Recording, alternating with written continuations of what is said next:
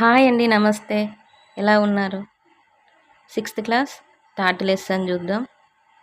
ఇందులో విషయాలు నేర్చుకుందాం. ఇప్పుడు మనం థర్డ్ లెసన్ భూస్వరూపాల్లో పార్ట్ ఏ నేర్చుకుందామండి. భూస్వరూపాలు ఒక ప్రాంతం నుంచి మరొక ప్రాంతానికి ప్రయాణం చేసేటప్పుడు వాటి మధ్య ఎత్తుల్లో అంతరాన్ని ఒక ప్రాంతం యొక్క భూ నైసర్గిక స్వరూపం అంటారు. ఈ భూ నైసర్గిక స్వరూపాలు ముఖ్యంగా 3 రకాలు.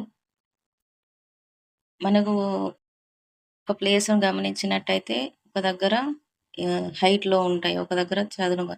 భూమి అనేది సమతలంగా మొత్తం ఒకే రకంగా సమతలంగా లేదు గదా!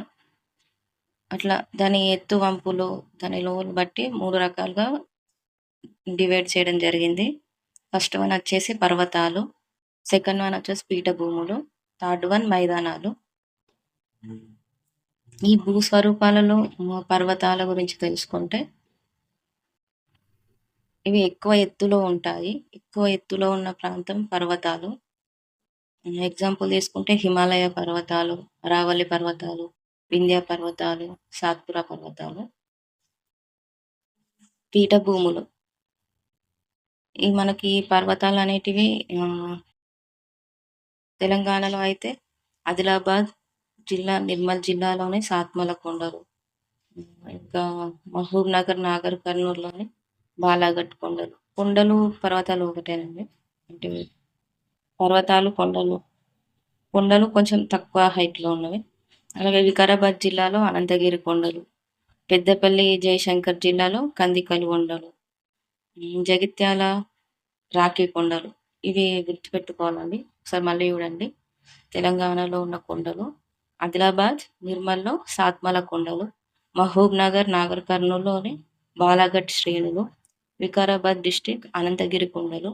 పెద్దపల్లి, జయశంకర్ జిల్లాలో కందికలు కొండలు. జగిత్యాల రాఖీ కొండలు. నెక్స్ట్ అండి పీఠభూములు. పీఠభూములు మీన్స్ ఇవి ఎత్తైన ప్రదేశాలు, విశాలమైన ఉపరితలాన్ని కలిగి ఉంటాయి. వీటి నడుమ అక్కడక్కడ కొండలు ఉంటాయి. పీఠభూములు పర్వతాల వలె కాకుండా స్వల్ప అసమాన ఎత్తులను అంటే తక్కువ ఎత్తులు, పర్వతాలంత హైట్ కాకుండా తక్కువ ఎత్తును కలిగి ఉంటాయి. ఎత్తులను పల్లాలను కలిగి ఉంటాయి. భారతదేశంలో అతిపెద్ద పీఠభూమి దక్కన్ పీఠభూమి. ఇప్పుడు మన తెలంగాణ దక్కన్ పీఠభూమిలోనే ఉందండి. మన రాష్ట్రంలో వెస్ట్ సైడ్ ఎగువ తెలంగాణ పీఠభూమి.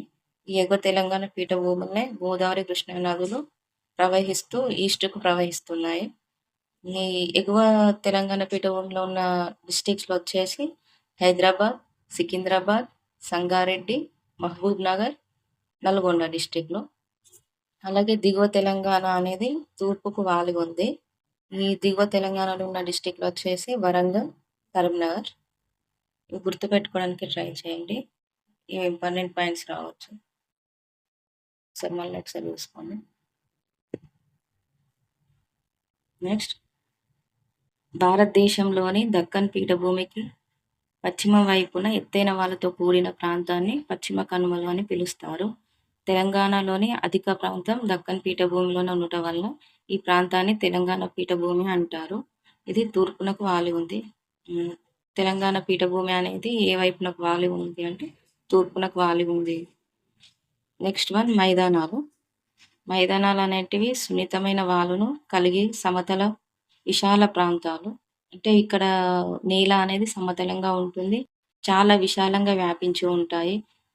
గడ్డితోటి పెద్ద పెద్ద నదులు, గడ్డితోటి చాలా అంటే మన ఎగ్జాంపుల్ అంటే పార్కులలో ఎలా ఉంటదో సేమ్ అట్లా విశాలంగా ఏర్పడతాయి. పెద్ద నదులు మేట వేసిన ఒండ్రుతో ఈ ప్రాంతాలు ఏర్పడతాయి. ఒండ్రు అంటే మెత్తటి మట్టి, ఇసుక అవన్నిటితోటి ఏర్పడిన ప్రాంతాలన్నట్టు. ఇప్పుడు సింధు మరియు దాని ఉపనదులు కలిసి పంజాబ్ మైదానంలో ఏర్పరిచాయి. ఇంకా గంగా నది ఉత్తరప్రదేశ్, బీహార్ గుండా బెంగాల్ ఇటు గుండా ప్రవహిస్తూ గంగా మైదానం ఏర్పరిచింది. ఈ 2 మైదానాలను కలిపి మనం గంగా సింధు మైదానం అని పిలుస్తున్నాము. ఇంకా తూర్పు తీర మైదానంకొచ్చేసి భారతదేశపు తూర్పు దిక్కున బంగాళాఖాత తీరానికి ఆనుకొని తూర్పు తీర మైదానం అనేది మనకు ఉన్నది. తెలంగాణ, తమిళనాడు, ఆంధ్రప్రదేశ్, ఒడిస్సా, వెస్ట్ బెంగాల్ అనేటివి తూర్పు తీర మైదానంలో ఉన్నాయి. డెల్టా. నెక్స్ట్ డెల్టా అంటే డెఫినేషన్ ఒకసారి గుర్తుంచుకోండి. ఇసుక, మెత్తటి మట్టితో కూడి ఉన్న త్రిభుజాకార ప్రాంతాన్ని డెల్టా అని పిలుస్తున్నాము. గోదావరి, కృష్ణ, నిర్మల్ డిస్టిక్ అండ్ బాసా డిస్టిక్లో గోదావరి నది పుట్టి తెలంగాణ పీఠభూమిలో అనేక నదులను కలుపుకొని డెల్టా ప్రాంతాన్ని ఏర్పరుస్తుంది.